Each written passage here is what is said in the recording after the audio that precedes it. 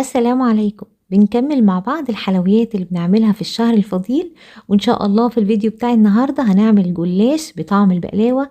طعمه حلو جدا جدا وأجمل مليون مرة من اللي احنا بنشتريه من بره. وعملت معاكم قبل كده صوابع زينب والشعيبيات الجزائرية والمدلعة، ومكملين مع بعض في فيديوهات كتيرة جدا جدا للحلويات اللي بنعملها في رمضان. ان شاء الله نبدأ بقى الفيديو بتاعنا ونسمي بسم الله. اول حاجة هنبدأها هو السيرب او الشربات، لاننا بنحتاجه بارد وبنحتاجه تقيل. جبت حلة وحطيت فيها كوباية ونص من السكر وكوباية من المية وعصير نص ليمونة، وبعد كده هنقلب الشربات بتاعنا ده تقليبه بسيطة بس كده علشان نحرك السكر. ولو في طبعا اي بذر من الليمون انا بشيله.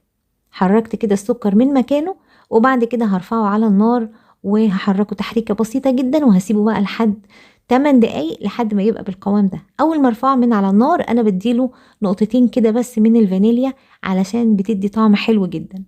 هجيب بقى الجلاش بتاعنا.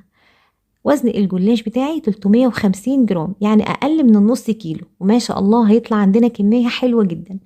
الجلاش انا جبت اللفة فتحتها، وجبت كيس بلاستيك مفتوح تحته فوطة مطبخ نضيفة، واخدت كل ورقتين مع بعض لفتهم زي ما انتوا شايفين كده.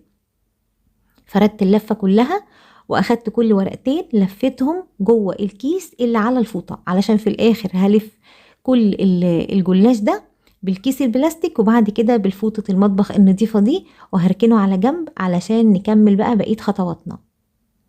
اهم حاجة ان احنا نرتب الشغل بتاعنا علشان ما ناخدش وقت ونخلص على طول. لفيناه كده. نبدأ بقى نحضر السمنة بتاعتنا. انا جايبة نص كوباية من السمنة البلدي، ممكن تستخدموا اي سمنة، والسمنة طبعا اجمل بكتير من الزبدة. هجيب بقى الصينية بتاعتي مقاسها 30 في 15، وهندهنها كويس جدا بالسمنة دي قبل ما نضيف عليها المكون اللي هيخلي الجلاش بتاعنا طعمه مفيش اجمل ولا اروع من كده. خلصت كده دهن السمنة. هحط عليها دلوقتي ايه بقى؟ هحط عليها ربع كوباية من الحليب كامل الدسم، ويكون بدرجة حرارة المطبخ عادي. هقلب بقى السمنة والحليب دول كويس جدا جدا. الحليب بتاعنا كله قشطة، وما تخافوش خالص، هو ده اللي احنا هنورق بيه الجلاش بتاعنا، وهيخلي ريحته وطعمه وتورقته حلوة جدا. هنجيب بقى كمان الحشوة بتاعتنا. انا جايبة نص كيلو من السوداني، يعني حوالي كوبايتين وتلات ارباع كوباية كده من السوداني، وانا بحب الحشوة كتيرة شوية. حطيت السوداني بتاعي، وهحط دلوقتي كوباية من جوز الهند. طعمها حلو جدا جدا في الحشوة. ممكن تقللوا شوية جوز الهند، لكن هو بجد طعمه حلو أوي، ما تستغنوش عنه. ضربتهم كويس جدا جدا في الخلاط. طبعا السوداني بتاعنا كان دافي، فبصوا بقى القوام بتاعه من غير اي اضافات، شبه العجينة كده. اهم حاجه ان انتوا تشيلوا اي سوداني سليم يبقى موجود بعد ما بتضربوه في الخلاط، في شفشق الخلاط العادي جدا او في الكبه. بصوا لما بضغط عليه عامل زي العجينه. نحط بقى عليه دلوقتي حوالي 3 معالق من الشربات المكرمل اللي كنت عملته معاكم قبل كده. لو مش متوفر عندكم ممكن تضيفوا 3 معالق من العسل الابيض، او تحطوا 3 معالق من شربات التقيل العادي خالص اللي احنا بنعمله، او اللي احنا لسه عاملينه للجلاش. خدوا منه 3 معالق. هنعجنهم بقى مع بعض كويس جدا جدا بالشكل ده، والحشوة بتاعتنا كده بقت جاهزة. جهزنا الجلاش في الأول، وبعدين جهزنا الخليط اللي احنا هندهن بيه، وبعد كده جهزنا الحشوة. كده كل حاجة جاهزة عندنا خلاص. هناخد بقى الورقتين ونلف الجلاش تاني في الفوطة بتاعتنا علشان ما ينشفش. هناخد بقى من الخليط اللي احنا كنا مجهزينه السمنة البلدي اللي محطوط عليها ربع كوباية من الحليب، ومقلبينهم كويس جدا. وما تخافوش، الخليط ده هيعمل كل الكمية الجلاش اللي عندنا، وكمان هيبقى معلقتين او 3 كبار علشان ندهن بيهم الوش. هتشوفوا معايا طبعا في الفيديو كل التفاصيل. لما بقى بنحط السمنة على الحليب او بنحط الحليب على السمنة، إيه اللي بيحصل؟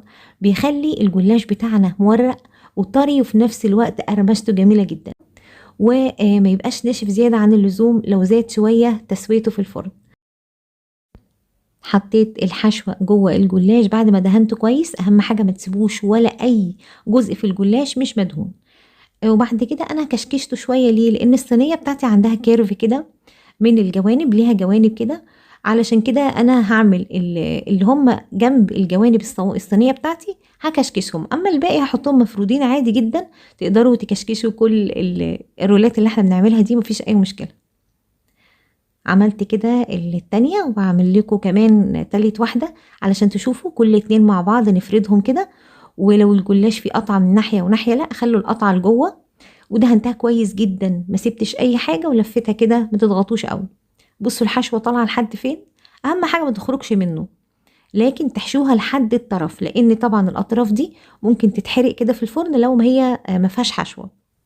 بعد ما بنخلص كل الكمية، بصوا بقى اتبقى عندي سمنة بالحليب، هقلبهم كده تاني، لان اثناء ما انا شغالة الحليب بيفصل من السمنة، فهنقلبه كده لما نيجي ندهن بيه كمان من جوه. هناخد بقى الكمية المتبقية دي وندهن كويس جدا جدا من فوق الجلاش بتاعنا. الجلاش بيطلع خفيف جدا، مش تقيل ولا اي حاجة. النص كوباية سمنة مش كمية كبيرة على لفة الجلاش 350 جرام. بعد ما خلصنا ودهناها كويس كلها، هقطع بقى كده الجلاش الحجم اللي انتوا عايزينه براحتكم. انا قطعته حجم مش كبير ومش صغير. كنت طبعا مشغله الفرن بتاعي على درجه حراره 180، وحطيته على الرف اللي في النص. بصوا بقى في الاول خالص بيحصل كده غليان في الصينيه، وبتبدا بقى تتشمع وتاخد لون يعني ابيض كده زي ما انتوا شايفين، وبعدين بتاخد لون احمر من تحت، وبتبدا تاخد لون ذهبي من فوق. لو اخدت معاكم لون ذهبي من تحت وما اخدتش من فوق، ارفعوا الصينيه لفوق خالص خالص على اعلى رف في الفرن علشان تاخد لون ذهبي من فوق. مش هتحتاج منكم تشغيل شوايه، ممكن تشغلوا لها الشوايه في الاخر خالص لو الفرن بتاعكم ما حمرهاش من فوق. واول ما بتخرج وهي سخنه زي ما انتم شايفين، هسقيها على طول بالشربات البارد، وكل الكميه يعني هتاخد كل الكميه اللي احنا كنا عاملينها. ما هتحسوا في الاول كده ان الشربات كتير كده عليها، لكن هتسيبوها كده شويه لما تهدى هتلاقوها شربت الشربات بتاعها كله، والسكر بتاعها كان مظبوط جدا جدا. هاخد بقى كده سكينه وهبدا بقى افصل الحاجات دي كده عن بعضها علشان تبقى سهله عليا ان انا اخرجها من الصينيه. سيبوها لما تبرد خالص قبل التقديم، هيبقى اجمل طبعا. بصوا بقى ما شاء الله، كله صباع لوحده وشكلها حلو جدا جدا. انا بحب في الجلاش الحشوه كتيره قوي. طبعا الحشوه براحتكم اختياري، عايزين تحطوا سوداني او اي نوع من المكسرات، كتيره او قليله براحتكم، ده يرجع لكم انتوا.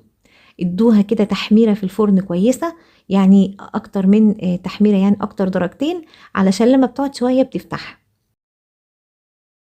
انا بقول عليه بقلاوه لان هو بجد مورق وطري وطعمه حلو جدا جدا.